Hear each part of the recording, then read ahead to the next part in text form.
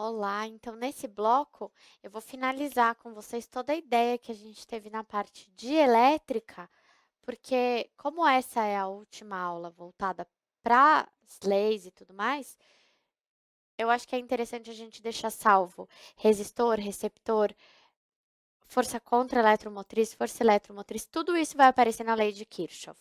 Então, a hora que eu tiver em um circuito, ele deixa de ser aquele circuito que a gente estava acostumada, que era um circuito que a gente só via, tá em série, tá em paralelo, o que que eu faço? E ele passa a ser um circuito duplo. Se a gente souber separá-los, se a gente souber onde está nó, onde está ramo, quem é malha, e a gente conseguir separar em dois, a gente sabe que a somatória das DDPs quando é uma malha dupla, é zero. Então, aqui é zero. Eu vou ficar mesmo com incógnitas, mas vou conseguir resolver. Então, eu vou vir para a câmera documento para fazer um resumo para vocês. Então, o que que a gente tem aqui? Primeiro, eu quero deixar que a gente saiba a diferença. Então, vamos às duas leis de hoje.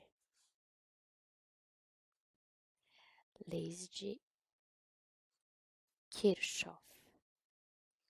Então, primeiro, eu tô vindo com corrente, eu tenho um nó. O que que vai acontecer aqui? Vai separar a corrente, mas vai separar de que forma? Vai ser igual? Por exemplo, se tá vindo 10 amperes daqui, vai vir 10 amperes aqui, 10 amperes aqui? Não, depende da resistência. Se eu colocar um amperímetro aqui e colocar um amperímetro aqui, e as resistências forem diferentes, eu vou conseguir comprovar isso.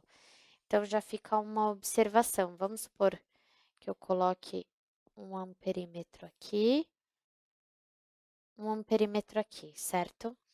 Aqui eu vou ter I2, aqui eu vou ter I3,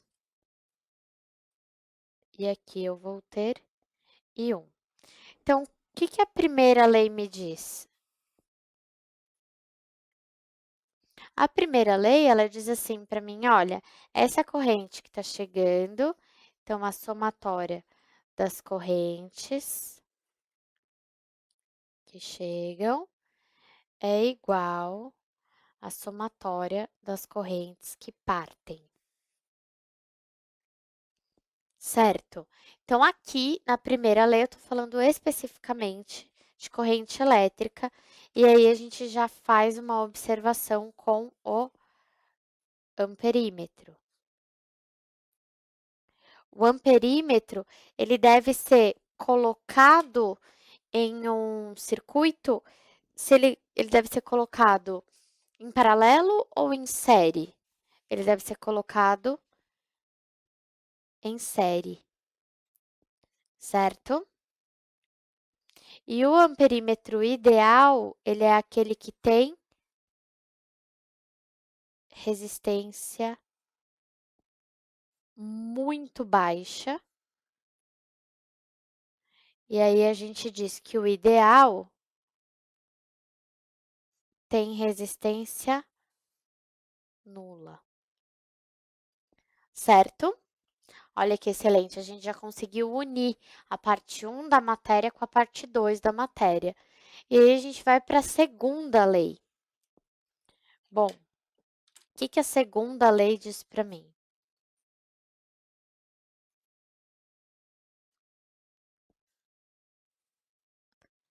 Aí aqui, novamente, eu vou fazer mais bonitinho esse desenho dessa vez.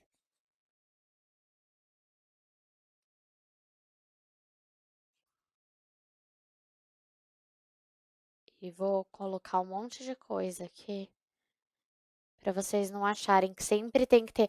Ah, mas no outro exercício você só fez uma resistência e só tinha um gerador. Bom, agora não. Agora tem um monte de resistência. A gente vai relembrar algumas coisas. E aí aqui eu vou pôr outra resistência. Vai descer aqui. Vai ter outra resistência aqui. E eu vou colocar um voltímetro aqui.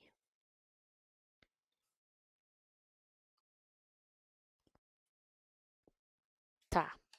Então, o que que eu tenho? Primeiro de tudo, eu vou dizer que eu tenho a malha alfa e a malha beta.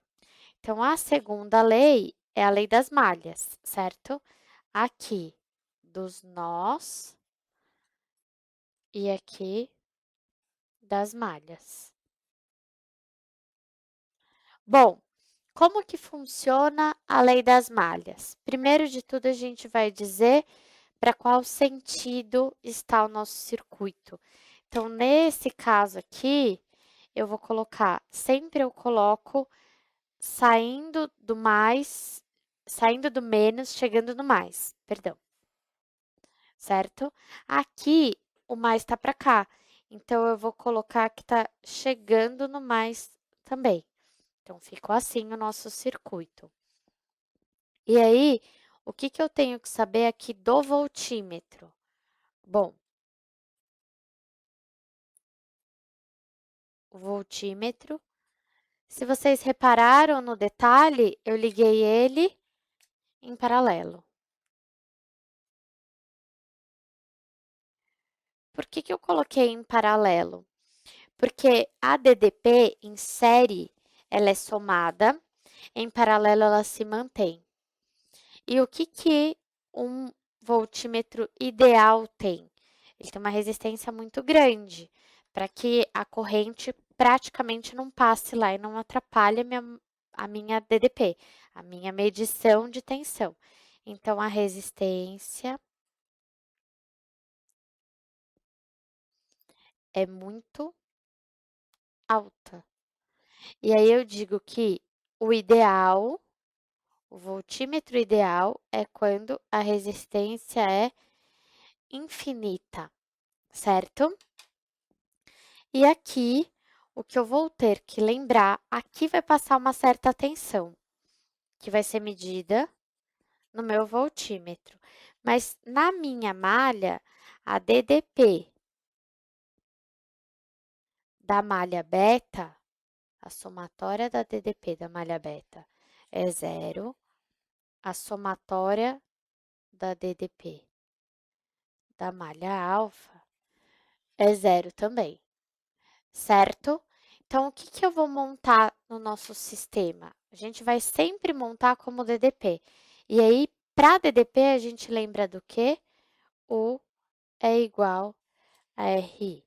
E agora ficam algumas informações. Se aqui o que eu tenho é resistência, vamos colocar que aqui está vindo I1, aqui está vindo I2, e aqui vai descer I3, certo? Então, pela lei, pela primeira lei, I2 é igual a I1 mais I3. Olha, eu também mudei daquele exemplo que eu dei para vocês inicialmente. O que que eu falei? Nesse caso aqui, olha, eu até tenho o primeiro exemplo que eu dei para vocês. Era o I1 se bifurcando em I2 e I3, certo?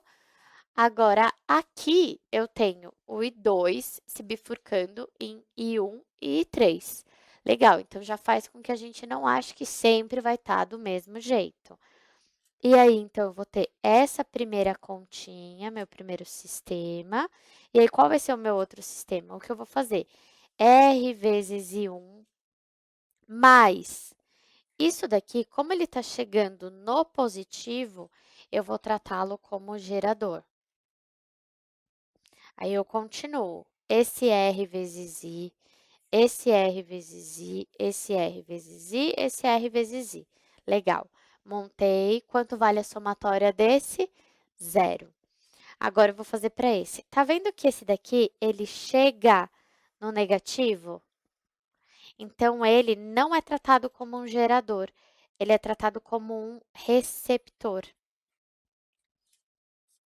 Se ele é receptor, a força eletromotriz dele, a DDP dele, é negativa. Então, vai ficar menos 7 volts, menos 10 volts. Quanto ele der, aqui, R vezes I, chegou em algo positivo. Chegou em algo positivo, gerador. Positivo de novo. Vou colocar que a somatória disso é 0. Vou resolver o meu sistema linear, assim como eu resolvi o do outro desenho. Então, é uma matéria que não é tão simples, é um pouquinho mais complexa, mas eu acho que deu para vocês até copiarem esse resumo. A primeira lei, certo? A segunda lei, e aí as observações também dos medidores que nós aprendemos hoje. Bom, o que eu queria mostrar para vocês? Era isso, acho que não ficou dúvida, e se ficou, faz o desenhinho, faz o resumo que ajuda bastante. Lembrem que para resolver, eu preciso desenhar, eu preciso saber onde eu tenho nó, o que está acontecendo com a corrente. Volta e pega receptor, gerador, resistor, que vai dar tudo certo. Aí a gente viu isso, vimos o ramo, vimos as leis. Aqui foi o circuito que eu dei como exemplo para vocês. E aí sempre vai cair num sistema, tá? E vocês vão ter que cair num sistema que tenham 3 equações e 3 incógnitas. Se vocês caírem, por exemplo, eu só tenho I1 e I2, I1 e I2, e em cima eu tenho I1, I2 e I3, tá errado o sistema de vocês. E é isso. Muito obrigada pela companhia e até a próxima.